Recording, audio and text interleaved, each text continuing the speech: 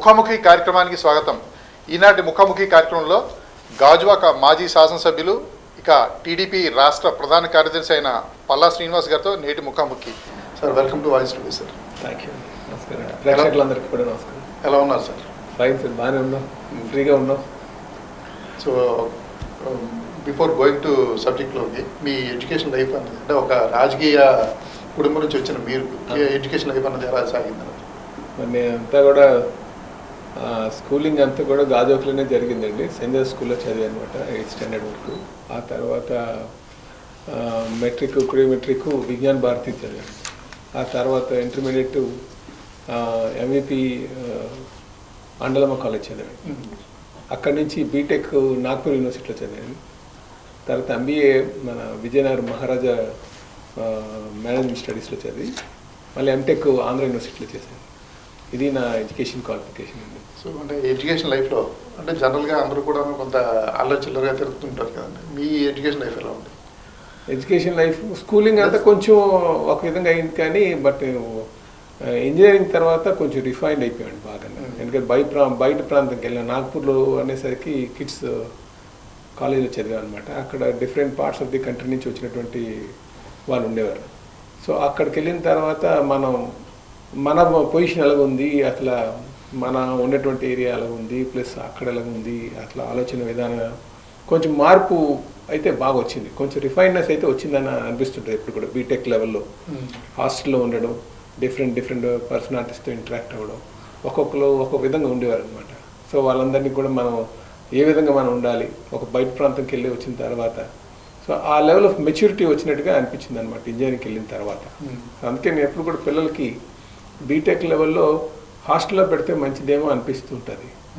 సరే, ఎక్స్పోజర్ అవుతుందని. ఇప్పుడు నేను చాలామంది మా ఫ్యామిలీ మెంబర్స్ చూశాను, వాళ్ళు ఇప్పుడు కూడా ఈ గాజువాకే పరిమితం అవుతారు, కానీ బయటకు వెళ్ళడానికి ఇష్టపడరు. నాకు అనుకోండి, బయటకు వెళ్ళడానికి కూడా ఇష్టపడుతుంటారు. ఆ లెవెల్ ఆఫ్ ఎక్స్పోజర్ దానివల్ల వచ్చిందేమోనండి. ఎక్కువ మందితో మాట్లాడడానికి ఇష్టపడతారు, మిగతా వాళ్ళు అలా ఉండరు. సో అందుకే బీటెక్ అంటే ఒక 18 years వచ్చిన తర్వాత బయటకు వెళ్తే మంచిది అన్నట్టు ఆలోచన అయితే అనిపిస్తుంటుంది నాకు. సో మీ మ్యారేజ్ వాటి గురించి చెప్తాను. మా వైఫ్ లావణీదేవి అండి. తను assistant professor Andhra university computer science డిపార్ట్మెంట్లో చేస్తుంది. తను ఎంటెక్ పిహెచ్డీ చేసింది. తను ఆంధ్ర యూనివర్సిటీలో 2009 నుంచి చేస్తున్నారండి, 2008 నుంచో. దానికి ముందు ఇంకా గీతాన్స్లో చేసింది, నెక్స్ట్ పైడాలో డిఫరెంట్గా ఇంజనీరింగ్ కాలేజ్లో చేసిందండి, Vishwanath institute of technology. And మాకు 2 పిల్లలు అనమాట. పాప 4th స్టాండర్డ్ చదువుతుంది, బాబు 3rd స్టాండర్డ్ చదువుతుంది. అంటే ఎలాగండి లావణ్య గారితో మ్యారేజ్? అంటే దగ్గర సంబంధం లేదా? రిలేషనేనండి, డిస్టెంట్ రిలేషనే. తర్వాత అలాగే అన్నమాట. ఎలా అంటే వైఫ్ కోఆర్డినేషన్ ఎలా ఉంటుంది? సామాన్యంగా రాజకీయ జీవితం అంటే రాజకీయ నాయకులకి రాజకీయ జీవితం ఉంటుంది, కానీ వ్యక్తిగత జీవితానికి కొంత తక్కువ ఉంటుంది కదండి. అప్పుడు మా ఇంట్లో ఇప్పుడు వాళ్ళ ఫాదర్ సేల్ ఎంప్లాయీ అండి. సో వాళ్ళకి ఎలా ఉంటుంది అంటే పొదుపుగా ఉండడం అలవాటు, మాకు కొంచెం దూబ్రాగా ఉండడం అలవాటు. ఏదైనా సరే దూకుడికి వెళ్ళడం అది ఉంది. జనరల్గా అది చిన్నప్పటి నుంచి. నేను ఫాదర్ ఎప్పటి నుంచో పాలిటిక్స్లో ఉన్నారు. 68లో ఆయనకి కాంగ్రెస్ క్రియాశీల సభ్యత్వం ఉందండి. తర్వాత దాని ట్రేడ్ యూనియన్లో ఉన్నారు. దానికి ముందు నుంచి 62 నుంచి కూడా వారు యూనియన్ యాక్టివిటీస్లో తిరిగేవారట. సో 62లో యాక్చువల్గా పొలిటికల్గా తిరగాలని ఒక కాల్ వచ్చిన, కానీ క్రియాశీల సభ్యత్వం మాత్రం 68లో ఉంది. తర్వాత ట్రేడ్ యూనియన్ అంతా చేశారు. 71లో గాజువాక సర్పంచ్ చేశారు. అప్పటి నుంచి టిల్ ది ఎండ్ వరకు అనమాట, అంటే 87 వరకు కూడా మున్సిపాలిటీ వరకు కూడా చేశారండి. అలాగే యూనియన్స్ కూడా కంటిన్యూస్గా ఉన్నాయి. సో మాకు ఎలాగంటే ప్రజలతో మాట్లాడడం కానీ అవన్నీ కూడా చిన్నప్పటి నుంచి ఆ అలవాటు ఉంది. వీళ్ళకి అలా ఉండదు. వీళ్ళకంటే ఒక ఎంప్లాయీ పిల్లలు ఉంటారు, వాళ్ళు మట్టుగా వాళ్ళు ఉండడం అలా ఉంటుంది అనమాట. సో తను కోప్పపోతుంది, కొంచెం తొందరగానే నేర్చుకునేటటువంటి మనస్తత్వే. సో ఈ డిఫరెంట్ పర్సనాలిటీస్ కదా 10-15 years నుంచి తను అలవాటు చేసుకుందండి. అంటే మీరు ఎంటెక్ వరకు వెళ్ళారు కదా, ఈ ఎంటెక్ చేసిన జనరల్గా ఏంటంటే ఎడ్యుకేషన్ పరంగా చూస్తే అలా వెళ్తారు, కానీ మళ్ళీ మీరు పొలిటికల్ లైఫ్లోకి ఎలా వచ్చారు? యాక్చువల్గా నాకు ఫాదర్ ఎమ్మెల్యే చేసినప్పుడు, అంటే పొలిటికల్లో ఫాదర్ ఉన్నప్పటికీ కూడా మమ్మల్ని ఎప్పుడు కూడా పాలిటిక్స్లో రండి తిరగండి అని ఎప్పుడు కూడా ఆయన ఎంకరేజ్ చేయలేదండి. కాకపోతే గమనింపు అయితే నాకు ఉండేది. అయితే ఆలోచన ఎప్పుడు వచ్చిందంటే ఈ గాజువాక భూముల మీదే వచ్చిందండి. యాక్చువల్గా గాజువాక భూముల్లో ఒక్క ఆలోచన రేకెత్తించిందండి. అసలు ఆ పాలిటిక్స్లోకి రావాలి, ఈ వ్యవస్థలో ఎక్కడో లోపాలు ఉన్నాయి, ఈ వ్యవస్థలో కొంచెం మనం మంచి చేయడానికి అవకాశం ఉంటుందేమో అనుకున్న ఆలోచనతో రావడం జరిగిందండి. మాకు గాజువాక భూ సమస్య వచ్చినప్పుడు 95లో అప్పుడు కలెక్టర్ గారి కింద గోపాల్ గారు ఉండేవారండి, వైజాగ్ కలెక్టర్ కింద. ఆయన దగ్గరికి నేను ఇంజనీరింగ్ కంప్లీట్ అయిన తర్వాత అక్కడ ఆ సైట్లో కాంప్లెక్స్ కట్టాలన్న ఆలోచనతో ప్లాన్స్ అన్నీ రెడీ చేసి వెళ్ళేటప్పటికి ఇది ప్రభుత్వ భూ అని చెప్పేసి పెట్ట జరిగింది. నా వాదన ఏంటంటే 56 డాక్యుమెంట్ 73 డాక్యుమెంట్స్ 2 డాక్యుమెంట్లు ఉంటే ప్రభుత్వ భూమి ఎలాగంటారు అన్నది ఒక ఆలోచన. సో అప్పుడు డాక్యుమెంట్లు పట్టుకొని ఫాదర్ తీసుకెళ్ళారు, ఒకసారి కలెక్టర్ గారితో మాట్లాడుతుందని. ఆయన అన్న మాట ఏంటంటే కలెక్టర్ కావాలంటే మీరు కలెక్టర్ ఆఫీస్ని కూడా చేసుకోవచ్చు అన్నారు. 95లో కలెక్టర్ ఆఫీస్ని కూడా మీరు రిజిస్ట్రేషన్ చేసుకోవచ్చు, ఈ వాల్యూ డాక్యుమెంట్లకి ఏది వాల్యూ ఉంది. సో బయటకు వచ్చిన తర్వాత ఫాదర్ ఆయన చెప్పారనమాట, ఇది కొన్న సైట్ అండి, మీరు వెరిఫై చేయండి అని చెప్పి. బయటకు వచ్చిన తర్వాత మా నాన్నగారు అడిగింది ఏంటంటే అసలు ఇంతకీ ఇది మనం కొన్నదా కబ్జా చేసిందని. ఇది straight away to the point. అంటే ఆయన అన్నారు నీకు బుర్ర బుద్ధి లేదేమని, మాట్లాడే ముందు వ్యవస్థ మీద దాని మీద అవగాహన తెచ్చుకొని మాట్లాడితే బాగుంటుంది, అది కష్టపడి ఉన్నటువంటి సైటు, ఇది నేను ఒక్కడనే కాదు 5గురికి వాటర్, నీకు వచ్చే వాటర్ 200 గజాలు మీరు అని చెప్పేసి. ఓకే, దీని మీద ఏదో ఎక్కడో ఒక ఇది వచ్చింది, వ్యవస్థ మీద కోపం, వ్యవస్థ మీద తిరుగుబాటు చేద్దామని ఒక ఆలోచన. తిరుగుబాటు చేస్తే వ్యవస్థ మీద మనం ఏమైనా సాధించగలమా అన్నది. ఎందుకంటే వ్యవస్థ అంటే తరతరాలకు ఉండేది, ఒక జీవితం సరిపోతుంది ఈ వ్యవస్థలో మనం. సో ఏదో ఒక మార్గం చూసుకోవాలి అనేది మొట్టమొదటిసారిగా దీంట్లో రాజకీయంకి వస్తే తప్ప ఈ వ్యవస్థను. అందుకే నేను ఎప్పుడు కూడా వ్యవస్థ నిర్మాణం అంటుంటాను. వ్యవస్థ నిర్మాణం జరగలేదండి, గత 70 సంవత్సరాలుగా చూస్తే వ్యవస్థ నిర్మాణం జరగలేదని అనిపిస్తుంది. అందుకే ప్రజలకి కానీ ఎవరికి నమ్మకం లేదు. ఆరోపణలు, రాజకీయ నాయకుల మీద ఆరోపణలు వచ్చిన వెంటనే ఇది వాస్తవేమో అన్న ఆలోచన పడిపోతారు డిస్కషన్లు వస్తుంటే. కానీ మనం ప్రధానమైన లోపం అంటే వ్యవస్థ పూర్తి స్థాయి నిర్మాణం చేసుకుంటే వీటికి సమాధానం దొరుకుతుంది అనేది ఆలోచన అనమాట, ఎక్కువ మందికి తెలియాల్సినటువంటి విషయం. కానీ రాజకీయ నాయకుల మీద ఎక్కువ ఇటువంటి ఆరోపణలన్నీ వస్తుంటాయి, ఎందుకంటారు ప్రత్యేకమైన ఈ మనకి వ్యవస్థలో రాజకీయ నాయకుడిని ఒక హీరోలాగా చూస్తారు సార్. అంటే పాపులారిటీ ఉంది కనుక పాపులారిటీ మీద ఏ నింద వచ్చినా పాజిటివ్గా వచ్చినా సరే రెండు తీసుకుంటారు. 2 వర్గాల కింద డివైడ్ అయిపోయి ఉంటుంది సొసైటీ ఎప్పుడు కూడా. తప్పు చేసామంటే తప్పు చేయడు, మావాడు చేయడానికి వాదన ఉంటుంది, అలాగే తప్పు చేసాడని వాదించే వాళ్ళు కూడా ఉంటారు. ఇది 2 వర్గాలు ఉంటాయి. ఎందుకు వచ్చిందంటే రాజకీయ నాయకుడు యొక్క మాటనే మీద ఆధారపడి ఉంటారు. వ్యవస్థ చెప్పే మాట తీసుకోరు. ఈ వ్యవస్థ చెప్పింది అంటే ఇంపార్షియల్గా ఉంటుంది, అంటే ఎటువంటి లోపం లేకుండా నిస్వార్థంగా చెప్తుంది ఈ వ్యవస్థ అన్న నమ్మకం ప్రజలకు లేదు కనుకనే రాజకీయ నాయకులు చెప్పేటువంటి మాటల మీద ఎక్కువ మంది ఆధారపడుతుంటారు. కనుక నేనంటుందంటే వ్యవస్థ పూర్తి స్థాయి నిర్మాణం జరిగితే కానీ వీటికి ఒక సొల్యూషన్ రాదు. మనం నమ్మాలి కదండి. ప్రెస్ చెప్పాలి. ప్రెస్ కూడా డివైడ్ అయిపోయింది కదా, 2 విధాలుగా డివైడ్ అయిపోయింది. ఈరోజు మాకు అనుకూలంగా తెచ్చుకున్న పరిస్థితులు వచ్చినాయి. నాకేమనిపిస్తుందంటే ఏదేమైనప్పటికీ కూడా వ్యవస్థ నిర్మాణం పూర్తి స్థాయిలో జరిగి ఆ వ్యవస్థ మీద నమ్మకం వచ్చేటట్టుగా ప్రజలు ఉండాలి. ప్రజలకు కలిగిన రోజే రాజకీయ నాయకులు మాట తీసుకోరు, వ్యవస్థ మాట తీసుకుంటారు. కానీ ప్రజలకు ఎటువంటి సమస్య వచ్చినా సరే ఇక్కడ అధికారుల వద్దకు వెళ్ళకుండా రాజకీయ నాయకుల వద్దకు వస్తుంటారు. అంటే మరి రాజకీయ నాయకులు వాళ్ళు కల్పించే ఆ భరోసా అంటారా, లేక అధికారులు నిర్లక్ష్యం అంటారా? అధికారులు నిర్లక్ష్యం అనే చెప్పాలండి. ఎందుకంటే 100% నా దగ్గరికి వచ్చేవాళ్ళు. సపోజ్ ఇప్పుడు ఎమ్మెల్యేగా వచ్చిన వాళ్ళు, నేను నీకు ఓటు వేసాను, నాకు ఈ సమస్య ఉంది, నువ్వు సాల్వ్ చేయంటాడు. నేను ఎంఆర్ఓ ఆఫీస్కి వెళ్ళాను, ఆయన నాకు సరిగ్గా సమాధానం చెప్పలేదని.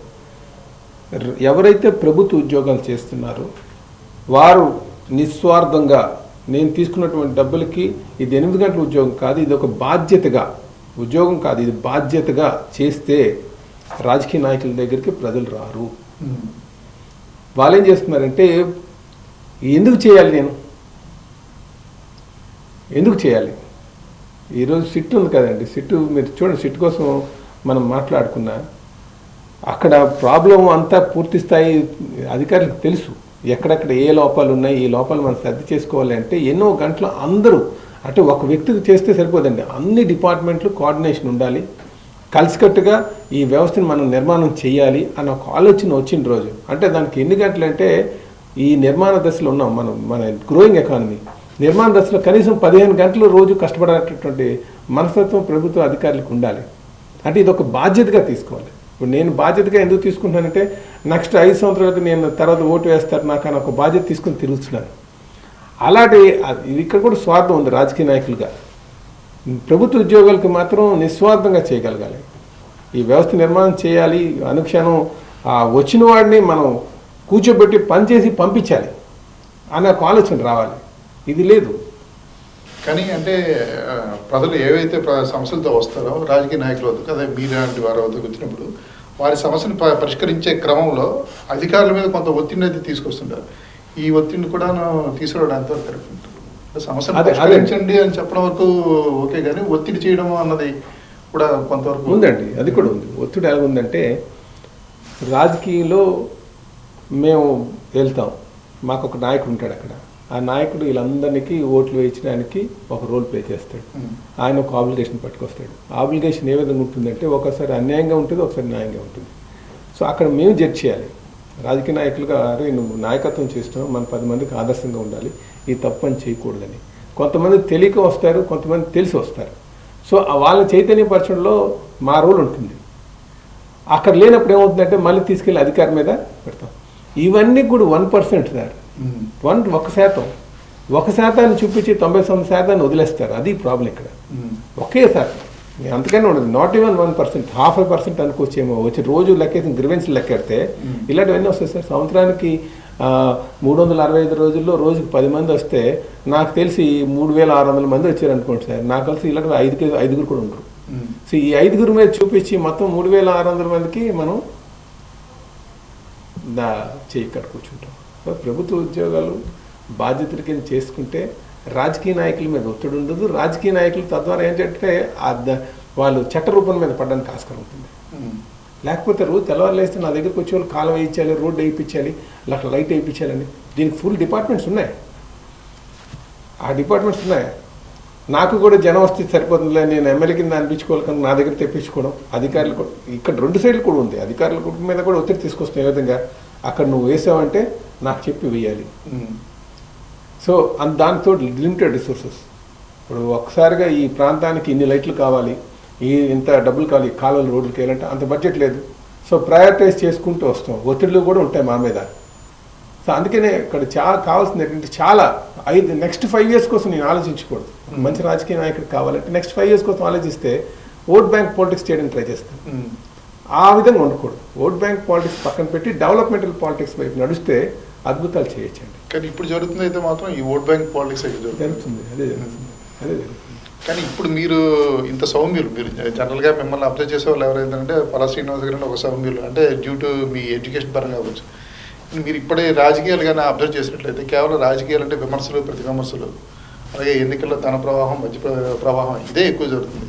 సరే మరి వీటి నుంచి మార్పులకి ఎలా సమయం చెప్పాలండి? సమయమే. అందుకే అంటే నేను ఏమంటానంటే ఎప్పుడైనా స్కూల్కి వెళ్తాను కదండి, స్కూల్కి వెళ్తేప్పుడు ఎంతమంది డాక్టర్లు చేస్తారంటే చేతులు ఎత్తారు, ఎంతమంది ఇంజనీర్స్ చేద్దామంటే చేతులు ఎత్తారు, లాయర్స్ అనే చేతులు ఎత్తారు, ఎంతమంది పొలిటీషియన్స్ అవుతారంటే ఒకళ్ళిద్దరు ఎత్తారు. సో లీడర్షిప్ వైపు మనం పిల్లలు కూడా మనం నడిపించాలి. ఎందుకంటే దేశ భవిష్యత్తు రాజకీయ నాయకుల మీద ఉంది కనుక మీరు కూడా లీడర్స్కి ఎదగాలి అని చెప్పేసి మనం పిల్లలకి ఇప్పటి నుంచే చెప్పాల్సినటువంటి అవసరం ఉంది. అప్పుడేమవుతుందంటే బెటర్ లీడర్షిప్ వస్తుంది. లీడర్షిప్ అంటే నిస్వార్థంగా చేసుకోగలగాలని ఒక ఆలోచన, కష్టపడాలని ఒక ఆలోచన, ఇది మనం పిల్లల్లో పెట్టగలిగితే ఈ రోజు నుంచి, ఇప్పటి నుంచి ఖచ్చితంగా. అలాగే ఏ ఉద్యోగం చేసినా నువ్వు బాధ్యతగా చేయాలి అని చెప్పాలి. చాలామందికి అంటే ఇది మన పెంపకంలో కూడా కొంత మార్పు కావాలని నేను అంట. జనరల్గా ఏమంటాడు చూడండి, మన పిల్లలు ఏం చేస్తాం, నువ్వు డాక్టర్ అవ్వాలన్నా బాగా డబ్బు సంపాదించాలంట. డాక్టర్ వృత్తి డబ్బు సంపాదించడం కాదు, సర్వీస్ చేయడం. అది మనం చెప్పట్లే. నువ్వు డబ్బులు సంపాదించాలి, మీరు డబ్బులు సంపాదించాలని మన పిల్లలు చెప్తున్నామంటే నువ్వు వ్యాపారమే చేయి. ఒక్క వ్యాపారవేత్తకు తప్ప మిగతా ఎవరికి కూడా డబ్బులు సంపాదించాల్సిన లేదు, వాడు జీతంతో బతకాల్సిందే. అది మనం చెప్పాలి. ఇది చెప్పట్లేదు మనకి ఎక్కడో. అంటే అలా చెప్తూ అలాగే లీడర్షిప్ వైపు వస్తే బాగుంటుంది. దేశ భవిష్యత్తు మీలాంటి మంచి నాయకులు వస్తే ఇది అభివృద్ధి చేయడానికి బాగుంటుంది, త్వరితగతిన అభివృద్ధి చేసుకోవడానికి ఆస్కారం ఉంటుంది. అంటే గడిచిన 70 సంవత్సరాల్లో మీరు చూడండి, ఇప్పుడు మనకి ఏదైనా ఒక వ్యవస్థలో లోపం ఉందంటే నేను ఎక్కడికి వెళ్తాను, కోర్టుకి వెళ్తాను. కోర్టులోకి వెళ్ళక ఎవరైనా నమ్మకం ఉందా? కోర్టుకు కానీ నేను కేసు పెడితే ఇంక చాలా ఇంకెందుకు పైన సెటిల్ చేసుకుందాం బెటర్, కోర్టుకు వెళ్తే ఎప్పుడు రావాలండి. అలాంటి కోర్టులు నిర్మాణం చేసుకుని కూర్చున్నాం. అందుకే మనం ఏంటంటే దీని మీద వ్యవస్థ నిర్మాణం మళ్ళీ అంటున్నాను, వ్యవస్థ నిర్మాణం మీద ఇది చేయాల్సినటువంటి అవసరం ఉంది. దానికి ఎలాంటి చిత్తశుద్ధితో పనిచేసినటువంటి వారు, కష్టపడి పనిచేసినటువంటి వారు కూడా రావాలి ఉద్యోగం చేయడానికి. అంటే మన పిల్లల్ని కలెక్టర్ని చేయాలన్నా లేదా ఒక వీళ్ళని చేయాలన్నా ఒక అభిషేకం ఒక ఉదాహరణ చూపిస్తుంటాం. కానీ రాజకీయ నాయకులు చేయాలంటే ఎలాంటి ఉదాహరణ చూపించవచ్చు? ఇప్పుడు గత 20 సంవత్సరాలుగా మనం చూసుకున్నట్లయితే అసెంబ్లీలో జరిగిన సంఘటనలు అవ్వచ్చు, ప్రత్యక్ష రాజకీయాలు చూసినట్లయితే ఇలాంటి ఉదాహరణ మనం చూపించి మన పిల్లలకి రాజకీయ నాయకులు కాగలరు, మీరు అవ్వండి అని మనం ఎలా చెప్పగలం చెప్పండి.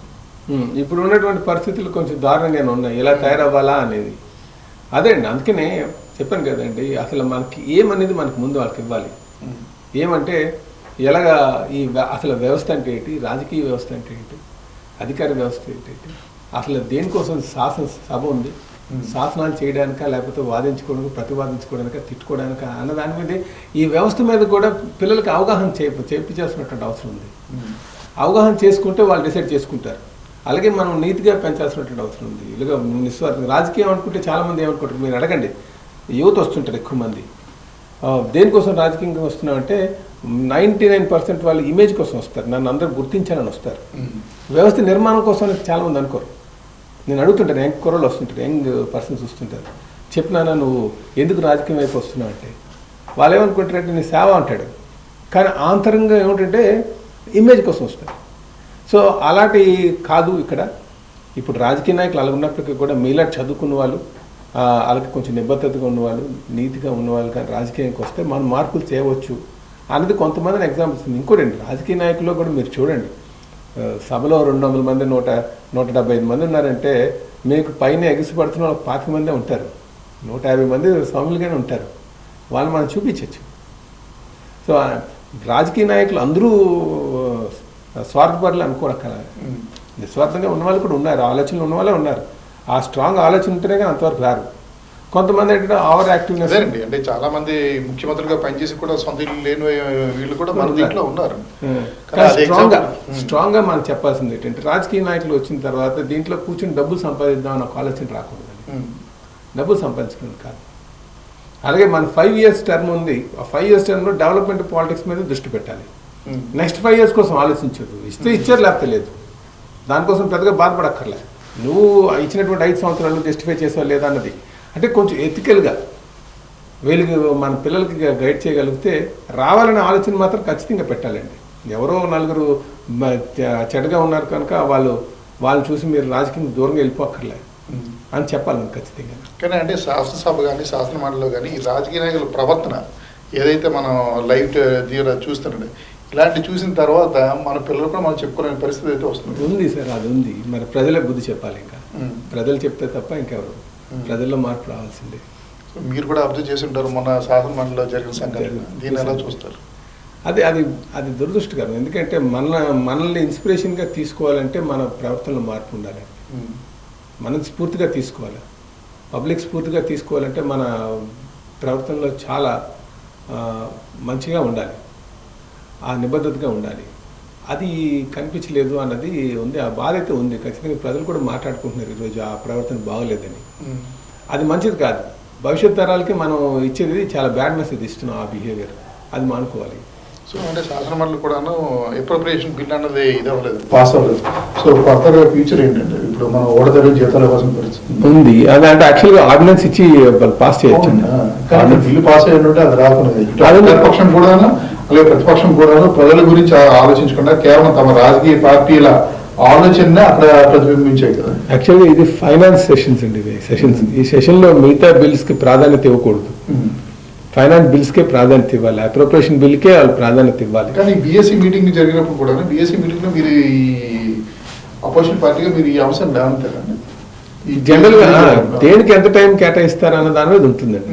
ఇంత టైం దీని మీద, ఇక మీకు ఎంత టైం ఇస్తున్నారు, మీకు ఇది టైం ఇస్తున్నారు, ఇక ఈ అంశాలు తీసుకొస్తారు, ఈ బిల్లు తీసుకొస్తారు కూడా వాళ్ళు చెప్తారు, తీసుకొస్తారు. జనరల్గా ఈ బిల్స్ అన్ని తీసుకొస్తాం అంటారు.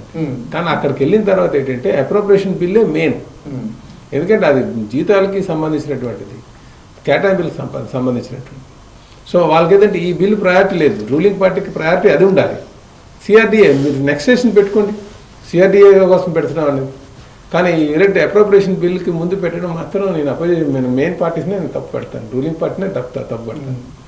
ఎందుకంటే అది ఆ బిల్లు మీకు సంబంధించింది కాదు, ప్రజలకు సంబంధించింది, ఎంతోమందికి సంబంధించినటువంటి బిల్లు. ఆ బిల్లునే ముందు పాస్ చేయాలి. సిఆర్డిఏ అన్నది నేను 3 రాజధానుల బిల్లు కానీ సిఆర్డిఏ బిల్లు కానీ ఆ రోజు నిండు సభలోనే ముఖ్యమంత్రి గారు ఉన్నారు, వైఎస్ జగన్మోహన్ రెడ్డి గారు ఉన్నారు.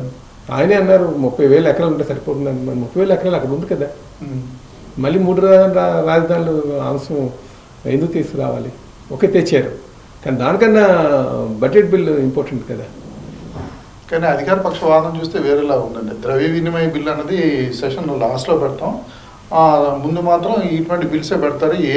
ఏ సందర్భంలో చూసుకున్నా సరే కూడా సమావేశం చివరిలోనే పెడతామని చెప్పి వాళ్ళు చెప్తున్నారు. వాళ్ళ వాదనకి మీ వాదనకి తేడా ఉంది. అంటే ప్రజలు తెలుసుకోవాల్సిన ఇది కూడా ఉంది, అసలు ఏంటి కరెక్ట్. మీరు శాసనసభ్యులుగా పనిచేసారు కూడా మీకు అనుభవం ఉంటుంది. కానీ మనం ఫైనాన్స్ బిల్లు పాస్ చేయడం ప్రధానమైన లక్ష్యం అండి ఈ సెషన్ది. దాన్ని పాస్ చేసుకోవాల్సినటువంటి బాధ్యత రూలింగ్ గవర్నమెంట్ మీద ఉంది. వాళ్ళు వెనక ముందు అనడం కరెక్ట్ కాదండి. నేను తప్పు పట్టేది రూలింగ్ గవర్నమెంట్ని. ఎందుకంటే అప్రోప్రియేషన్ బిల్లు లాస్ట్కి పెట్టాలనేది రూల్ కాదండి. అప్రోప్రియేషన్ బిల్ అంటే ఫైనల్గా బడ్జెట్స్ అన్నీ కూడా మనం అలొకేషన్స్ చేసి ఇట్లా కేటాయించాం కనుక ఇవన్నీ ఇది ఫైనల్గా ఈ బిల్లు ఇక్కడ నుంచి దీని నుండి కేటాయింపులు జరుగుతాయి. సో దానికోసం పెట్టినటువంటి సెషన్ బడ్జెట్ సెషన్, ఇది బడ్జెట్ సెషన్ అంటాం. దానికి మిగతా బిల్లు లింక్ చేయడం కరెక్ట్ కాదు, అది నా ఉద్దేశం అనమాట. మీరు సిఆర్డిఏ మీద పెడితే మళ్ళీ ఇంకో 2 days కాల్ చేయండి, నష్టమే ఉంది. 2 days పెట్టారు, 3 days అనుకుందాం అనుకోండి. సో 3 daysలో బడ్జెట్ సెషన్ ముందు కంప్లీట్ చేయాలి. ఎందుకు ఆర్డినెన్స్ ఇచ్చారు ముందు? మన కరోనా కోవిడ్-19 వల్ల మనం సెషన్ నడపలేదనే కదా మన ఆర్డినెన్స్ ఇచ్చాం. సో దానికి అంత ప్రాధాన్యత సంతరించుకున్నటువంటి విషయాన్ని మరి ఇలా దీంతో లింక్ చేయడం కరెక్ట్ కాదు కదా. కనుక రూలింగ్ గవర్నమెంట్ని మనం తప్పట్టాలి. ఇక్కడ అధికార పక్షానికి తెలుసు, ప్రతిపక్షానికి తెలుసు. శాసనసభ 2 సార్లు యాక్సెప్ట్ చేసిన బిల్లు శాసనమండలి అనుమతించకపోయినా సరే కూడాను, ఇద్దరు యాక్ట్ ఇచ్చేసినా సరే కూడా లేదా రిజెక్ట్ చేసినా సరే కూడా 1 month గ్యాప్ తర్వాత ఆటోమేటిక్గా వీళ్ళు బిల్లు చేసుకోవచ్చు, 14 days తర్వాత చేసుకోవచ్చు. కానీ ఎందుకు ఇంత పర్టికులర్గా వెళ్ళాల్సిన అవసరం ఎందుకు వచ్చిందండి ఇరు పార్టీలకు కూడా? ఇరు పార్టీలకి ఎప్పుడు కూడా సిఆర్డిఏ బిల్ తేడం కరెక్ట్ కాదండి. సిఆర్డిఏ బిల్లు అది ఆల్రెడీ మనం క్యాపిటల్ కింద అందరూ కూడా ఒప్పుకునేటువంటి బిల్లు. ఇది మాకు 30,000 ఎకరాలు, మీరు చూడండి 30,000 ఎకరాలు ఉంటే సరిపోతుంది. మీరు 33,000 ఎకరాలు ఉంది కదా అక్కడ. మోస్ట్ సక్సెస్ఫుల్ మోడల్ని ఆల్మోస్ట్ సగం కన్స్ట్రక్షన్ అయిపోయిన తర్వాత భవిష్యత్ తరాలను దృష్టిలో పెట్టుకోకుండా నేను 3 రాజధానులు పెడతాను, ఒక రాజధానికి 1,00,000 కోట్లు అవుతుంది అంటే 3 రాజధానులకు ఎంత అవుతుంది, ఎంత అవ్వాలి? ఈ ఆలోచన కరెక్ట్ కాదండి. ఒక డెవలప్మెంట్, ఒక పార్టీ చేసేటువంటి డెవలప్మెంట్ అది మనం పాజిటివ్గా తీసుకొని అది క్యారీ చేసుకుని వెళ్ళాలి. అరే వాళ్ళు ఇనిషియేట్ చేశారు కనుక వాళ్ళ పేరు ఉంటుందని ఆలోచన రాకూడదు. అదే పాజిటివ్ యాటిట్యూడ్ ఉంటేనే కరెక్ట్. ఇది మన సొంత విషయాలు కాదు, ఇది ప్రజలకు సంబంధించినటువంటి విషయాలు. దానిలో దృష్టిలో పెట్టుకోవాలి. లార్జర్ సొసైటీని దృష్టిలో పెట్టుకొని మనం నిర్ణయాలు తీసుకోవాలి తప్ప మనం ఇష్టానుసారం తీసుకోవడానికి లేదు. సో ఇంకా మనం ప్రస్తుత రాజకీయాల నుంచి మన ఈ గాజువాక నియోజకవర్గం జరుపుకుందాం. మీరు 2014లో శాసనసభకి ఎన్నికైన తర్వాత మీరు కొన్ని హామీలు అయితే ఇచ్చుంటారు. ఇచ్చాను. మీరు ఇచ్చిన హామీలన్నీ పరిష్కరించారని అనుకుంటున్నారు? చేశానండి, చాలా మట్టుగా. కొన్ని ఉండిపోయినాయి, సాధ్యమైనంత వరకు చేసాం. పరిష్కారం కానీ మెయిన్ హామీ ఏదంటే మేము ఇక్కడ ఏపీఐసికి సంబంధించినటువంటి గ్రామాలకి, నిర్వాసిత గ్రామాలకి ప్లాట్లు ఇవ్వాలని ఒక ఆలోచన పెట్టుకున్నాను. వాళ్ళు ఆల్రెడీ సైట్ ఉంది, 52 ఎకరాలు పెట్టారు. అంటే స్టీల్ ప్లాంట్ నిర్వాసితులు వేరు, ఐడిసి ఇండస్ట్రియల్ డెవలప్మెంట్ కార్పొరేషన్ అని ఇప్పుడు దాన్ని ఏపీఐఐసి అంటున్నాం. ఆ ఏపీఐసికి కొన్ని ల్యాండ్స్ ఎక్వైర్ చేసింది.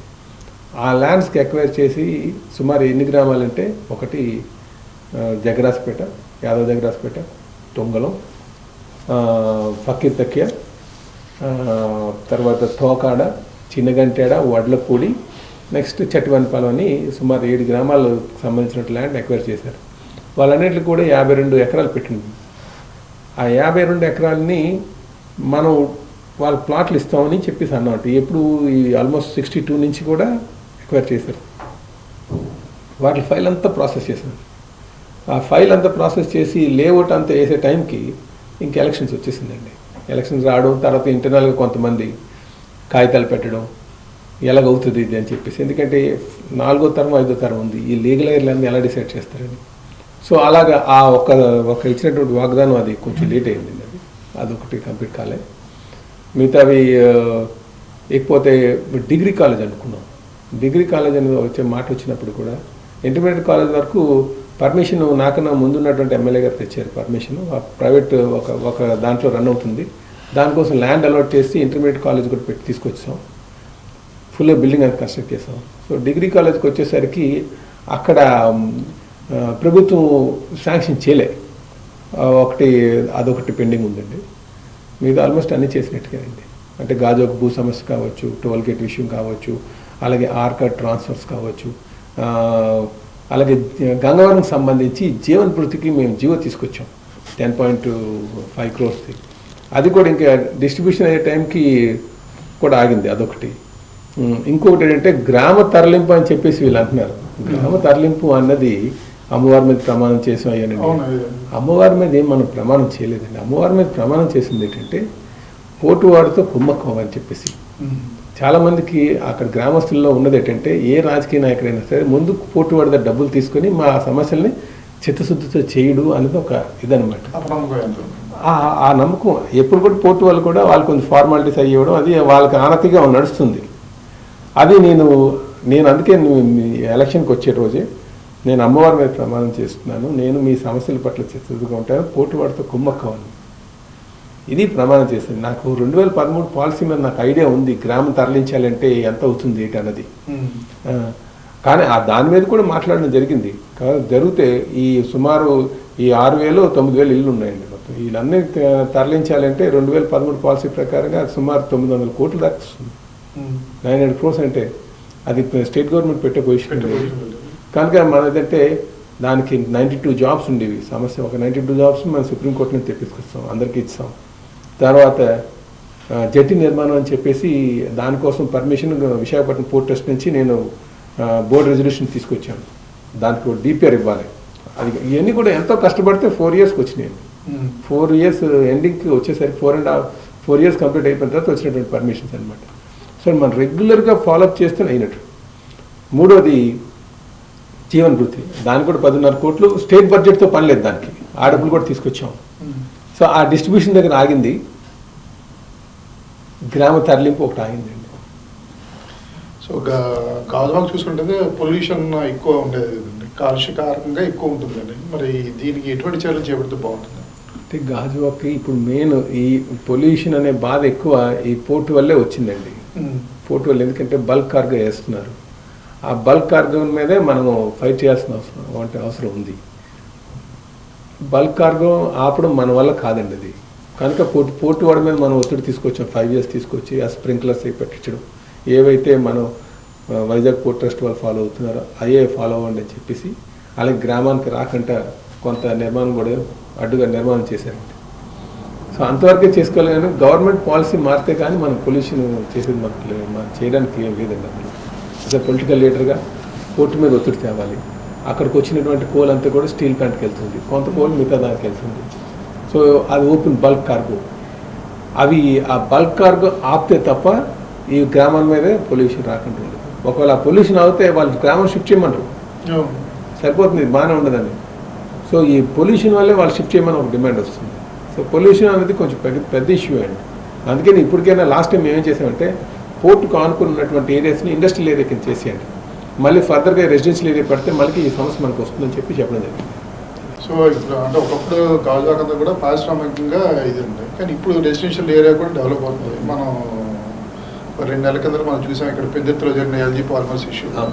ఒకప్పుడు ఇది ఉండేది కూడా, తర్వాత టైంలో ఈ రెసిడెన్షియల్ డెవలప్ అవడం వల్ల ఒక్కొక్కసారి ఇండస్ట్రీలో జరిగే యాక్సిడెంట్స్ ఈ రెసిడెన్షియల్ వీళ్ళ మీద కూడా ప్రభావం పడుతుంది. సో మరి ఇప్పుడు ఎలా అండి ఈ గాజువాక చూసుకుంటే హెచ్పిసిఎల్ ఇవన్నీ కూడా ఉన్నాయి అంటే యాక్చువల్గా గాజువాక ప్రాంతానికి సంబంధం లేదండి, అది వెస్ట్కి వస్తుంది. సో ఆ థ్రెట్ ఎప్పుడు ఉంటుంది కానీ కాదు హెచ్పిసిఎల్ వాళ్ళు అట్మోస్ట్ ప్రికాషన్స్ తీసుకుంటారండి. వాళ్ళకి రెసిడెన్షియల్ ఏరియా నుంచి మెయింటైన్ చేసినటువంటి డిస్టెన్స్ కానీ అది యాక్చువల్లీ ఆ ఏరియా మనకు సంబంధించింది కాదు. మనకి మెయిన్ ప్రాబ్లం అంతా కూడా గంగవరం పోర్ట్ నుంచే ఉంది. స్టీల్ ప్లాంట్ ఉంది కానీ స్టీల్ ప్లాంట్ ఆల్మోస్ట్ 5 kilometers అవతల ఉంది ఊరికి. సో దాని పొల్యూషన్ కొంచెం తక్కువే, ఎక్కువగా ఈ పోర్ట్ నుంచి వెళ్ళేటువంటి వెహికల్సే ఉంది. గాజువాక దగ్గరలో జింక్ ఉండేది, జింక్ క్లోజ్ అయిపోయిందండి, అది బాగా పొల్యూషన్ చేసేది, అది కూడా క్లోజ్ అయిపోయింది. ఇకపోతే బిహెచ్పి అనేది ఓన్లీ వెసల్సే మ్యానుఫ్యాక్చర్ చేస్తారు, ఓన్లీ వెల్డింగ్ వర్క్ ఫోర్జింగ్ వర్కే ఉన్నాయి తప్ప రసాయనాలు స్టోర్ చేసి లేదు. ఇండస్ట్రియల్ ఏరియాలో ఆటోనగర్ ఇండస్ట్రియల్ ఏరియాలో కూడా ఎక్కువ రసాయనాలు ఉండేటువంటి ఏమి లేవండి నాకు. సో మనకి ఇప్పుడున్నటువంటి ప్రాంతంలో అంత రసాయనాలు స్టోర్ చేసినటువంటి ఇండస్ట్రీస్ లేవు. మేజర్ పొల్యూషన్ అంతా కూడా పోర్ట్ నుంచే వస్తుంది మనకి. ఎప్పుడైతే ఈ బల్క్ కార్గో పెట్టారో ఆ కోల్ ట్రాన్స్పోర్టేషన్ అవుతుందో అదే ఎక్కువ సమస్య ఉందండి. ఈ డాల్ఫిన్ హిల్స్ దగ్గర గ్యాస్ స్టోరేజ్ కూడా చేస్తున్నట్టు హెచ్పిసి, అది కూడా వెస్ట్కే వస్తుంది, అది కూడా వెస్ట్ మనకు రాదు. మనకు రాదు, వెస్ట్ పార్ట్లోనే వస్తుంది, వెస్ట్ కాన్స్టిట్యూన్సీకి వస్తుంది. అది కూడా మరి ఇంకా అందులో ఉంది స్టోరేజ్. కానీ ఎప్పటికైనా అది కొద్దిగా ప్రమాదం.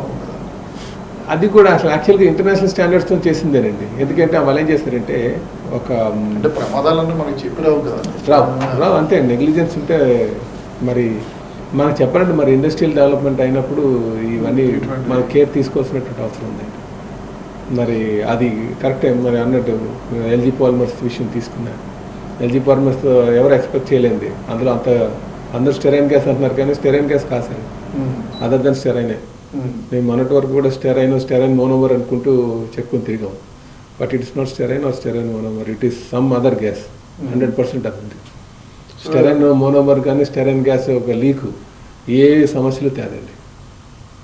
Other then styrene. మీరు అధికారులు ఉండేటప్పుడు పారిశ్రామికంగా అభివృద్ధి చెందాలని కోరుకుంటున్నారు, కానీ ప్రతిపక్షంలోకి వచ్చేసరికి ఏంటంటే ఇలాంటి యాక్సిడెంటల్గా జరుగుతాయని తెలిసినా కూడా అనుకుంటే కొన్ని రాజకీయ విమర్శలు అయితే చేస్తుంటారు కదా. అంటే సరే ఇప్పుడు మనం బ్లాంకెట్ బ్యాన్గా ఇండస్ట్రీలు అన్ని క్లోజ్ చేసి మనం అనుకోండి, మళ్ళీ ఎంప్లాయ్మెంట్ ప్రాబ్లమే. జాగ్రత్తలు తీసుకోవాల్సినటువంటి అవసరం ఉంది ప్రభుత్వానికి. ఇప్పుడు ఇంతవరకు ఈ స్టెరైన్ మోనోమర్ ఎక్కడైతే ఉందో, లేకపోతే స్టెరైన్ సంబంధించిన గ్యాస్లు ఉన్నాయో దానికి ఆ చుట్టుపక్కల ఉన్నటువంటి వాళ్ళందరికీ కూడా మనం ఎప్పుడు మాక్ డ్రిల్ చేయాలట. ఆ మాక్ డ్రిల్ ఎప్పుడు కూడా చేయలే. అది ఇప్పటి నుంచి నేను తెలుసుకోవాలి. ఎందుకంటే మనం ఫాస్ట్ డెవలపింగ్ ఎకానమీలో ఉన్నాం కనుక కొన్ని కొత్త సంఘటనలు జరిగేటప్పుడు దాని తగ్గట్టు చర్యలు తీసుకోవాల్సినటువంటి అవసరం ఉంది, జాగ్రత్తలు తీసుకోవాలండి. అంటే ఇన్ని అభివృద్ధి పథకాలు చేశారు, అలాగే గాజువాక కూడా చాలా అభివృద్ధి పరంగా కూడా ఇచ్చేశారు. ఈ పరంగా ఎటువంటి ఎక్కడ కూడా తక్కువ చేయలేదు. కానీ ఎంత తక్కువ చేయలేని వ్యక్తి 2019 ఎన్నికల్లో ఎందుకు ఓటమి చెందారు? అదే సార్, సొసైటీలో కొంత ఇమ్మెచ్యూరిటీ ఉంది సార్. మెచ్యూర్డ్ సొసైటీ అన్నట్టు లేదు. ఇప్పుడు నేను చేసింది మంచి చేసాం, మంచికే ఓటు వేయాలి అన్నవాళ్ళు లేరు. పార్టీల వారిగా చాలామంది డివైడ్ అయిపోయి ఉన్నారు. అది సో అలాగే అవసరాలు కూడా పార్టీల పరంగా చూసుకున్నా సరే కూడా పల్లా శ్రీనివాస్ గారు అంటే వ్యతిరేకత అయితే అంత లేదు. కానీ అంటే మా బాస్ రాలేదనేది ఒక ఉంటుంది. ఎందుకు రాలేదంటే పవన్ కళ్యాణ్ గారికి ఏదో సపోర్ట్ ఇస్తున్నారేమో అని ఒక అపోహ ఒకటి వచ్చింది. కానీ బట్ మేము సిన్సియర్గానే చేసాం, 100% మనసాక్షిగా సిన్సియర్గా చేసుకున్నాం. మేము ఆ ఆలోచన చేస్తున్నారని కూడా నాకు రాలే, నా మనసు కూడా తట్టలేదు. ఎందుకంటే మనం సిన్సియర్గా చేస్తాం, సిన్సియర్గా ఉన్నాం, సిన్సియర్గా ఇంకో అవకాశం వస్తే చేస్తాం అనే ఒక ఆలోచనతోనే మేము వెళ్ళాం. 100% అందులో డౌట్ లేదు. ఎవరికి వీళ్ళకి మద్దతు ఇవ్వమని, రాళ్ళు మద్దతు అని చెప్పి ఏవో రూమర్లు చేస్తున్నారు. కానీ మనం మాత్రం 100% మనం సిన్సియర్గా పోటీ చేయడం విషయంలో కానీ, అభివృద్ధి చేయడం విషయంలో కానీ, భవిష్యత్తులో ఇంకో అవకాశం వస్తే అలాగే ఉందామన్న విషయంలో కానీ మన ఆలోచనలు ఎక్కడ తేడా లేదు. 2019 ఎన్నికల్లో పవన్ కళ్యాణ్ గారు గాజువాక నుంచి నించున్నారు అన్న విషయం తెలిసిన తర్వాత మీ ఫస్ట్ రియాక్షన్ ఏంటి? ఎవరు నించుంటారండి? పోటీ మనకు ఆపోజిట్గా ఎవరు ఉండాలి కదా, ఎవరైతే నేటి మనకి. అంటే పవన్ కళ్యాణ్ అంటే ఒక ఫేమ్ ఉన్న ఆ భయం పడలేదు సార్. భయం ఎందుకంటే నేను పనిచేశాను, నా సర్వీసెస్ అవసరం ఉంటే ఖచ్చితంగా ప్రజలు ఓటేస్తారు. నేను ఇందులో ఒక ఇమ్మెచ్యూరిటీ ఉందని చెప్పేసి. అభివృద్ధి చేసే వాళ్ళు ఎవరు, అభివృద్ధి అంటే ఇమ్మెచ్యూరిటీ అని నేను అనుకోవచ్చు. వాళ్ళు ఏమనుకోవచ్చు అంటే పవన్ కళ్యాణ్ వస్తే ఇంకా బాగా డెవలప్ చేస్తారేమో అన్నది అవ్వచ్చు. అలాగే మొత్తానికి మా ఇద్దరి మధ్యన పోటీ కాస్తే నాగిరెడ్డి గారికి వెళ్ళింది. ఇంకా నాగిరెడ్డి గారు కూడా చివరి 15 రోజులు కూడా ఆయన అంత క్యాన్వాసింగ్ కూడా చేసినట్లేదు కదా. మరి ఇంకా ఆయన చేశారండి, క్యాన్వాసింగ్ చేశారు. బట్ ఇలాగ నాకు ఒక అవకాశం అంటే చివరి అవకాశం అని అనుకోవడం కూడా జరిగింది. ఈ రెండు పార్టీలు ఏవో కుమ్మకు అయినట్టు ఉన్నాయని అపోహలు కూడా తీసుకురాగలిగారు. లేకపోతే ఆయన పవన్ కళ్యాణ్కి వచ్చి చంద్రబాబు నాయుడు గారు వేసేయమంటే పల్లాసీని గారు ఈయనకి వేసేయమన్నారని చెప్పేసి, నాకే వేసేయమన్నారని చెప్పేసి 1000 రూపాయలు చేతిలో పెట్టి చెప్పినటువంటి మాటలు కూడా ఉన్నాయి. ఇలాగలాగా వచ్చినాయి. మరి ఇలాగలాగా వచ్చినాయి. అవన్నీ మరి అడ్వాంటేజ్ వచ్చిందో. ఆయన 3 years కూడా తిరగలేదు అనట్లేదు. తిరగడం అయితే నాకు లాస్ట్, ఈ అవకాశం నాకు లాస్ట్ అని చెప్పడం కూడా జరిగింది. 2019 ఎన్నికల్లో గాజువాక నియోజకవర్గంలో పార్టీలు ఎంతవరకు ఖర్చు పెట్టాను? పార్టీలు ఖర్చు పెట్టి అంటే ఇదంతా చెప్పడానికి కొంచెం కష్టమైనటువంటి ప్రశ్నేనండి. కానీ ఒకటి మాత్రం ఖర్చు పెట్టారు అనుకుంటా. అంత ఎవరంటే ఎవరు ఎక్కువ ఖర్చు పెడితే గెలుస్తారు అన్నదాన్ని మాత్రం చెప్పగలను. ఎవరు ఎక్కువ ఖర్చు పెట్టి చేస్తే వాళ్ళు గెలుస్తారని మాత్రం నేను చెప్పగలనండి. నేను చెప్పాను కదా సొసైటీలో అవసరాలు ఎందుకు అంటే ప్రజల్లో కూడా మార్పు రావాల్సిందని చెప్పి ప్రతి ఎన్నికల సమయంలో కూడా రాజకీయ నాయకులు చెప్తుంటారు. ప్రజలు కూడాను అందరూ తీసుకోకపోయినా కదా కొంతమంది అయితే చెప్తుంటారు. కానీ అల్టిమేట్గా వచ్చేసరికి ధన ప్రభావం ఎక్కువగా ఉంది. అంటే ప్రజలు ఏమనుకుంటున్నారంటే ఓటు వేసేటప్పుడు డబ్బులు తీసుకోవచ్చు అని ఒక ఆలోచనకు వచ్చారండి. అది నా హక్కు అనుకుంటున్నారు. నేను ఓటు వేస్తున్నాను, నాకు హక్కు వినియోగించి మీరు పొందాలంటే నాకు కొంత డబ్బులు ఇవ్వండి అనే ఆలోచనలోనే ఉన్నారండి. అందరూ ఉన్నారని కాదు, కొంతవరకు ఉన్నారు, కానీ మెజారిటీ మాత్రం ఉన్నారు. అలాగే కానీ ఆ ఆలోచన కలిగించింది కూడా రాజకీయ నాయకులు అనుకోవచ్చు. అఫ్కోర్స్ రాజకీయ నాయకులే కల్పించారు. రాజకీయ నాయకులే కల్పించారు, అందులో డౌట్ లేదు. గెలవాలని ఒక ఆలోచన తప్ప డెవలప్ చేద్దామని ఆలోచన కాదు సుమా అనుకుంటున్నాను. సో ఇప్పటి ఎమ్మెల్యే గారి పనితీరు ఈ సంవత్సరంలో ఎలా ఉందని మీరు అనుకుంటారు? మీరు అబ్జర్వ్ చేస్తుంటారు ఇవన్నీ? నేను అదేనండి, నాకైతే నచ్చలేదు.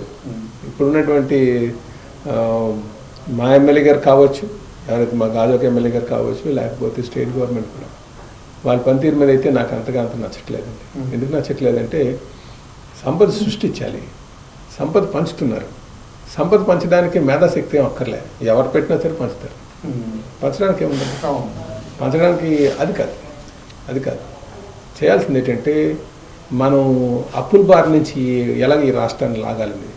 మీరు చేయలేదా అంటే నేను సమాధానం చెప్పలేను. నేను అదంటే మీరు చేస్తే చెప్పుకుంటాం. మీకు అవకాశం ఇచ్చారు, అవకాశం ఇచ్చినప్పుడు మనం ఏదైనా సంపద సృష్టించడానికి ప్రయత్నం. ఇక్కడ మనం చూసుకున్నట్లయితే ప్రతి రాజకీయ పార్టీ కూడా ఇదే అలవాటు చేసిందండి. ప్రజలకు కూడా అంతసేపు పంచడం అన్నది అలవాటు చేశారు. మీరు అన్నట్లు సంపద సృష్టించడం అన్నది చేయలేకపోవడం వల్ల ఇటువంటి దుస్థితి. మరి భవిష్యత్ తరాలకు ఎలా ఉంది? అందుకే అంటున్నాను, మన పిల్లలకి ఎప్పుడు నుంచి చెప్పాలండి, రాజకీయంలోకి రావాలి, మీరు కూడా రావాలి, లీడర్షిప్ తీసుకుని. రాజకీయం అంటే నా ఉద్దేశం లీడర్షిప్ తేవాలి, బడ్జెట్ మీద అవగాహన కల్పించాలి, ఇన్స్టిట్యూషన్స్ అన్నీ చేయాలి, నీతిగా ఎలా ఉండాలని చెప్పాలి.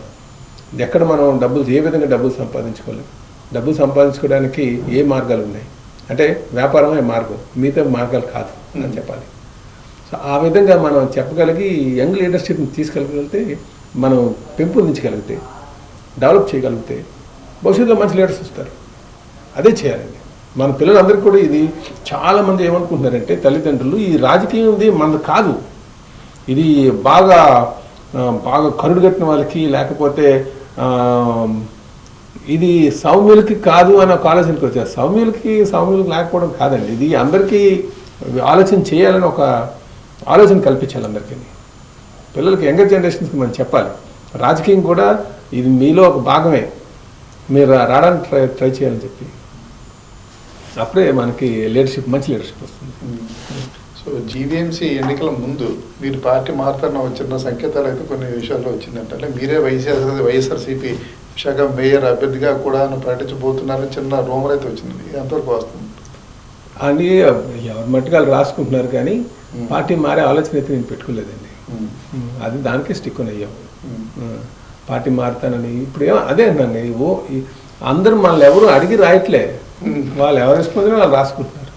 నన్ను అడిగింది ఒక ఆంధ్రజ్యోతి వాళ్ళు అడిగారు, శ్రీనివాస్ గారు వాళ్ళు అడిగారు, ఇలాగ ఎలా ఉన్నారంటే నేను ఎవరెవరు వస్తున్నారండి కానీ మరి ఆలోచించి పెట్టుకోలేదండి నేను అని చెప్పేశాను అంతే తప్ప దానికన్నా ఆలోచన అయితే చేయలేదండి. అలాగే మా పార్టీలో కూడా చెప్పింది ఏంటంటే కార్పొరేటర్ కింద చేసి మళ్ళీ మేయర్కి వెళ్ళడం అయితే నేను చేయను కూడా చెప్పాను. ఆ పార్టీలో కూడా డైరెక్ట్ అనుకోండి నేను పోటీ చేయడానికి ఇష్టపడతానేమో, కానీ కార్పొరేటర్ ఒకసారి ఎమ్మెల్యేగా చేశాను, మళ్ళీ దీన్ని ఆశించడానికి ఆ లెవెల్ లీడర్షిప్ చాలామంది ఉన్నారు, వాళ్ళకి కూడా మంచిది, నేనైతే అలా చేయని చెప్పింది. డైరెక్టర్ అంటే ఓకే చేయడానికి ఇష్టపడతానేమో కానీ అని చెప్పి కూడా చెప్పడం జరిగింది.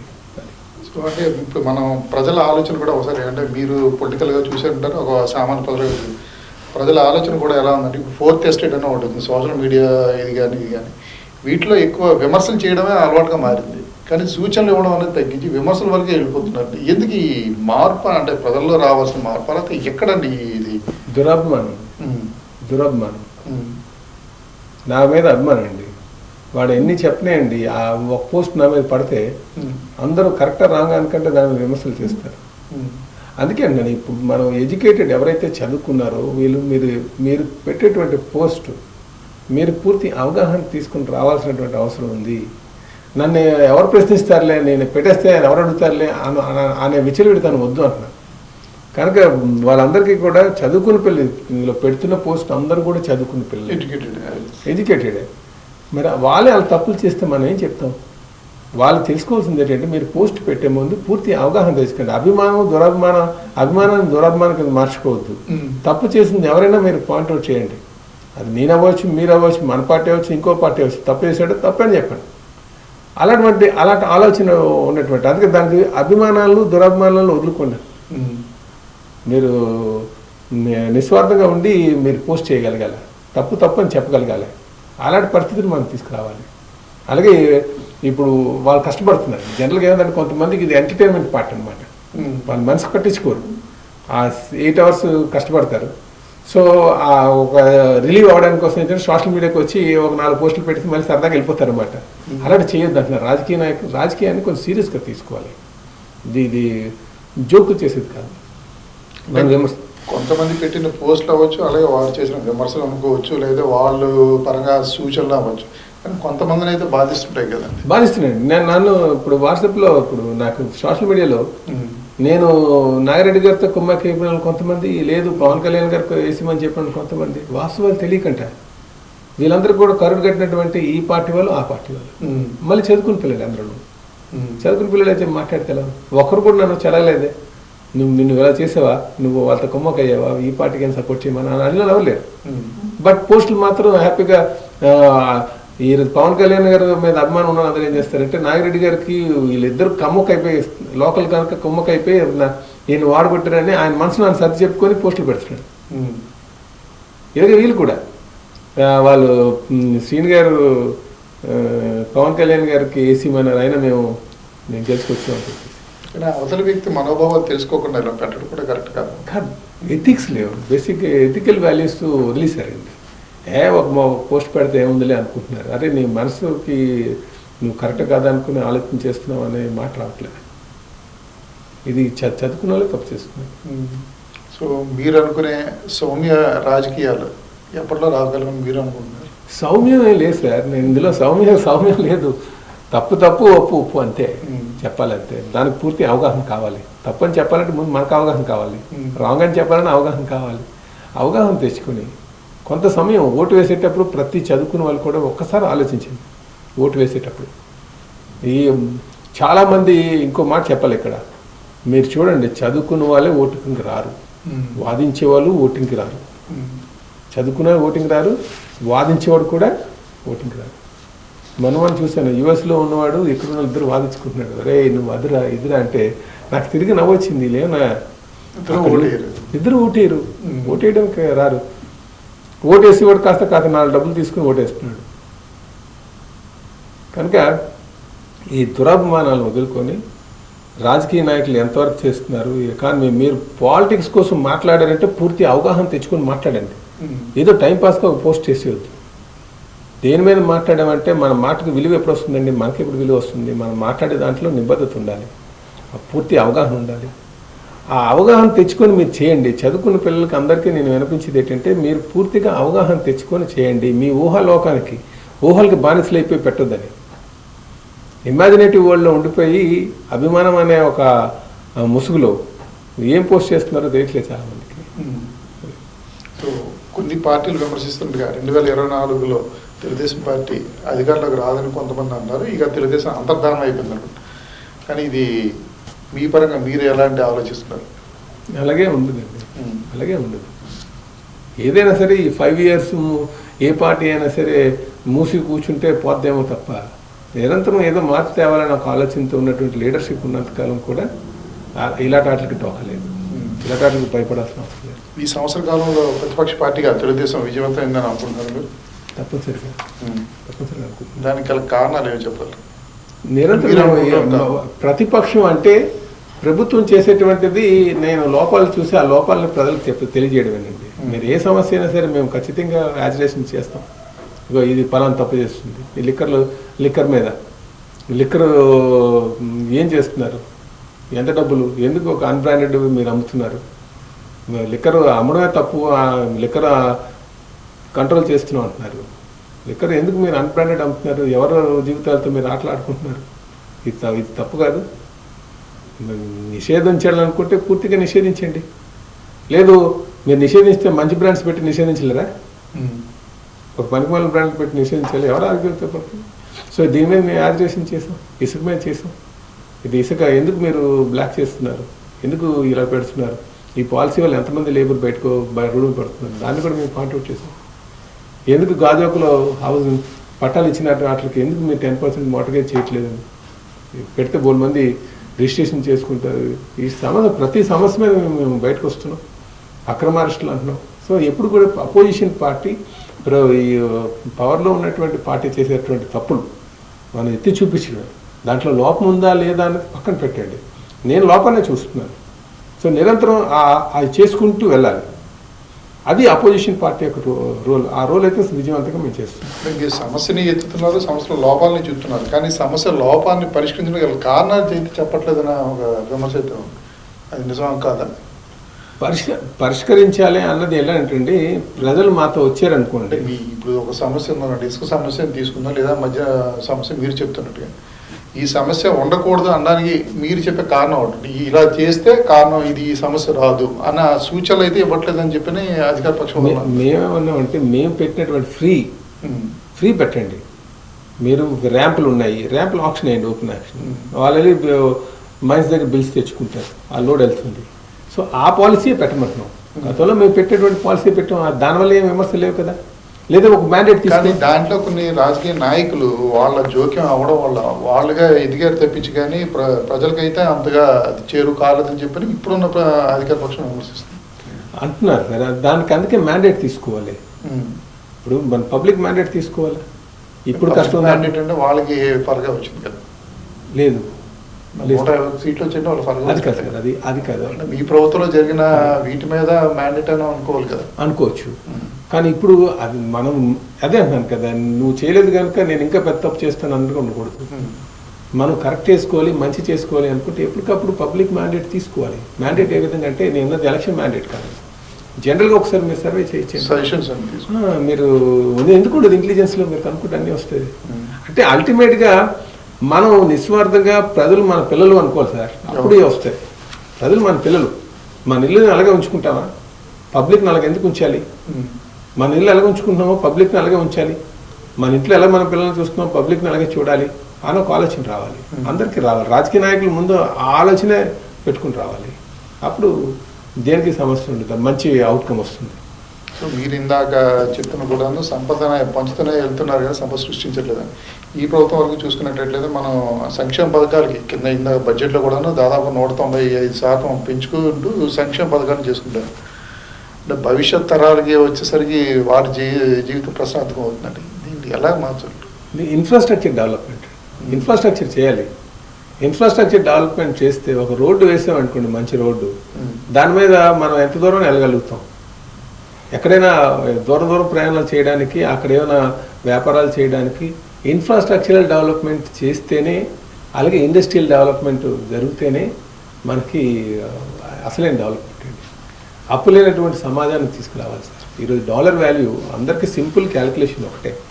మన డాలర్ వాల్యూ ఎప్పుడు చూడండి, మనకు 70 రూపీస్ ఉంది. ఒక రూపాయి మన ఒక డాలర్ని మనకు 70 రూపీస్ అయింది. ఎందుకు 70 రూపీస్ అయిందండి? ఎన్నో కారణాలు ఉండొచ్చు. ఒక కారణం మాత్రం అప్పు. ఇన్ఫ్రాస్ట్రక్చర్ ఫుల్ డెవలప్మెంట్ అయ్యి జీరో మనకి డెప్ట్ ఉంటే మనది ఆల్మోస్ట్ మన వాల్యూ ఎంత ఉంటుంది సార్ మన కంట్రీలో? ఆల్మోస్ట్ 1 రూపీ ఈక్వల్ టు $1 అవ్వాలి. మీరు గమనించారు 1957, 47 ఆ టైంలో $2 ఈక్వల్ టు 1 రూపీ. ఎందుకని? భారతదేశం కాదు, అప్పులు లేవు, ఓన్లీ సంపద ఉంది. అప్పుడు ఇన్ఫ్రాస్ట్రక్చర్ లేదు. ఈరోజు ఇన్ఫ్రాస్ట్రక్చర్ డెవలప్మెంట్ అవుతుంది కనుక మనకి అప్పులు వస్తున్నాయి. సో ఇన్ఫ్రాస్ట్రక్చర్ డెవలప్మెంట్ మీద అప్పులు పెట్టుకుని తద్వారా మళ్ళీ డబ్బులు జనరేట్ చేసుకొని జీరో డెట్కి వస్తే మనకి ఇంటర్నేషనల్ కరెన్సీతో మనకి ఈక్వల్ అవుతుంది. అది మనం చేయట్లేదు. మనం పెంచుకుని డబ్బులు డిస్ట్రిబ్యూషన్ చేస్తూ పెంచుకుని వెళ్తున్నా. నాకు భవిష్యత్ తరాలు కానీ భవిష్యత్ నాకు అనవసరం, ఈరోజు నా సర్వైవల్ కావాలి. This is called vote bank politics. ఈ ఆలోచనతో వెళ్ళడం మంచిది కాదనేది నా ఉద్దేశం.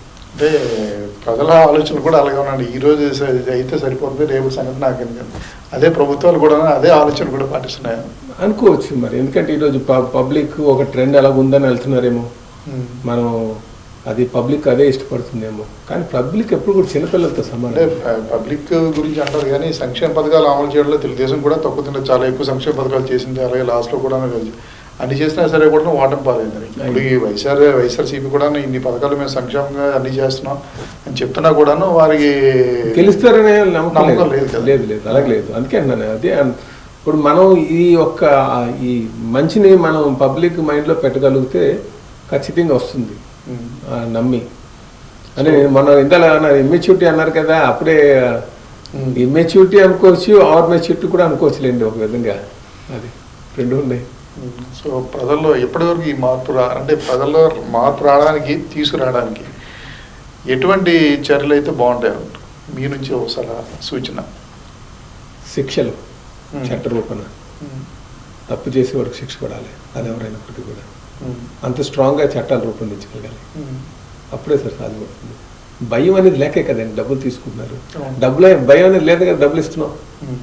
శిక్ష పడుతుందంటే నేను డబ్బులు ఇస్తాను, శిక్ష పడుతుందంటే ఆయన డబ్బులు తీసుకుంటాడు సార్. శిక్ష అనేది లేదు కనుక ఇది విచ్చలవిడితనం వచ్చింది. చట్ట రూపంలో ఉండాలి. పలానాడు నాకు డబ్బులకు ఓటుకు 1000 రూపాయలు ఇస్తున్నాడు సార్ అంటే ముందు శిక్ష వేసేయండి అని అంటే వస్తాడండి ఎవరైనా? లా ఎన్ఫోర్స్మెంట్ ఏజెన్సీ ఏమనుకుంటుందంటే వీడి దగ్గర బోల్డ్ డబ్బులు ఉన్నాయి, పంచనే చూద్దాం, ఆడు కొవ్వనుకుతుంది కదా. కానీ శిక్ష అమలు చేయాల్సిన వ్యవస్థ మీద రాజకీయ నాయకుల ఒత్తిళ్ళు అలాగే వాళ్ళ ఇది కూడా ఉంది కదా. అదే సార్, ఈ రాజకీయ నాయకుడు ఒత్తిళ్ళు అనేది ఒక ఆన్సర్తో మనం తీసి పడేస్తున్నాం. ఉద్యోగం కాదంటారు కాదంటారు. ఎక్కడ సార్ కలెక్టర్ గారికి ఉన్నటువంటి పవర్స్ ఎమ్మెల్యేస్కి ఉంటాయండి ఎప్పుడైనా? నేను మ్యాక్సిమం ఏం చేయగలను సార్, ట్రాన్స్ఫర్ చేయగలను. కలెక్టర్నే శాసించే స్థాయి రాజకీయ నాయకులు కూడా వచ్చారు. ఎందుకంటే ఆయన నేను ట్రాన్స్ఫర్ చేసేస్తాడేమో భయంతో. ట్రాన్స్ఫర్ చేస్తే చేసుకోబోయా, నాకేంటి భయం అంటే ఎవరైనా మాట్లాడి చూద్దాం. అధికారులకు ఉన్నటువంటి పవర్ చిన్నది కాదు, వాళ్ళంటే కాంప్రమైజ్ అయిపోయి ఉన్నారనేది నా ఉద్దేశం. వాళ్ళు తలుచుకుంటే ఏదైనా చేయగలరు. ఏం సార్, నేను గాజువాక భూ సమస్య ఉంది, ఎందుకు గాజువాక లింక్ చేస్తానంటే దాని నుంచి నాకు నా మూలాలన్నీ అక్కడి నుంచి ఇది 30 సంవత్సరాలు 40 సంవత్సరాల నుంచి ఉండాలంటే సమస్య. అది లాస్ట్కి ఎవరంటే ఆయన సంతకం పెడితే అయింది. ఆయన సంతకం పెడితే అయింది. ఎవరు ఒక రెవెన్యూ సెక్రటరీ సంతకం చూడండి, వాళ్ళు రెవెన్యూ సెక్రటరీ సంతకం ఉంటుంది. వీళ్ళు చేయలేరండి, అది చేయలేరండి. వాళ్ళు తలుచుకుంటే ఏదైనా చేయగలరు. కానీ అది ఎందుకులే నాకేం అవసరం వచ్చింది, నా సిన్సియరిటీ, నా ఐఏఎస్ అయిపోయానంటేనే నేను గొప్ప అనుకుంటున్నారు అంతే. ఐఏఎస్ అయిపోవడం ఒకరోజు వ్యాపకం కాదు, అది నీ జీవితకాలం వ్యాపకం అనేది. నువ్వు ఐఏఎస్ చదవడానికి పాస్ అవ్వడానికి ఎంత కష్టపడ్డావో తదనంతరం కూడా నువ్వు వచ్చిన తర్వాత పదవి అలంకరించిన తర్వాత కూడా అంతే కష్టపడాలని ఒక ఆలోచన రావాలి వాళ్ళకి. ఖచ్చితంగా ఉంటుందండి. సో రాజకీయాల్లోకి వచ్చి మీరు ఎప్పుడైనా ఇబ్బంది పడిన సందర్భాలు ఏమైనా ఉన్నాయి? ఇబ్బందులు ఉన్నాయండి. ప్రజలు ఇప్పుడు మనం కష్టపడి తిరుగుతుంటాం, అవగాహన లేనివాడు వచ్చి తిడతాడు, ప్రజలు తిడతాడు. మనం తిట్టినోడిని మెచ్చినట్టుకున్నాం ఒకలాగే తీసుకోవాలి. ఇంకా అలాగే అనుకున్నాను అనమాట. కోపం మీరు సమయం అంటారు కదా, ఆ కోపాలన్నీ కూడా వదులుకుంటే రాజకీయాలను తిరగలను. చీటికి మాటికి ఏదో మాట్లాడతాం. అవగాహన ఉన్నవాడికే చెప్పవచ్చు, అవగాహన లేని ఏం చెప్తాం. సో దానికి ఏదంటే శాంతంగా ఉండడం, మన ముందు ఎందుకు ఇంకోళ్ళ కోసం మన మనసు పాటు చేసుకోవడం, మన ఆలోచనలు పాటు చేసుకోవడం, అది తీసుకొచ్చి ఇంట్లో పెట్టడం, ఆ కోపాన్ని ప్రశాంతంగా ఉండడం మంచిది. అంటే రాజకీయ నాయకులు ఓర్పు సమయం ఉండాలి 100% ఉంటాయండి. ఎందుకంటే పబ్లిక్ కొంతమంది తెలియక మాట్లాడుతుంటారు. తెలియక మాట్లాడడం మీద మన ప్రతాపం చూపించడం కరెక్ట్ కాదు. సో దానికి సహనంగా ఉంటే ఆ కోపం అంత దులిపించుకుంటాడు, తర్వాత మళ్ళీ నమస్కారం పెడతాడు. సో సహనంగా ఉండడమే అలవాటు చేసుకుంటే మంచిదని. ఎదురైన సంఘటనలు ఏంటంటే మరి తెలియక తెలుసున్నారే ఏంటి బాధ అనేది ఎన్నో సందర్భాలు ఉన్నాయి. మీకు ఎప్పుడైనా కోపం వచ్చిన సందర్భం? మొన్నే కోపం వచ్చింది. చంద్రబాబు నాయుడు గారిని అలౌ చేయకంటారా, అది తప్పు కాదు కదా. ఇప్పుడు మమ్మల్ని ఒక కాసి అక్కడ తెలుగుదేశం పార్టీ కార్యకర్తలందరినీ కూడా ఒక బయట డైవర్ట్ చేసి ఆపేసి ముందుగానే వైసీపీ వాళ్ళందరినీ కార్యకర్తలందరినీ పంపించి ఇదేం పద్ధతి అండి అది. అది అప్పుడు చిరాకు వచ్చింది చాలా.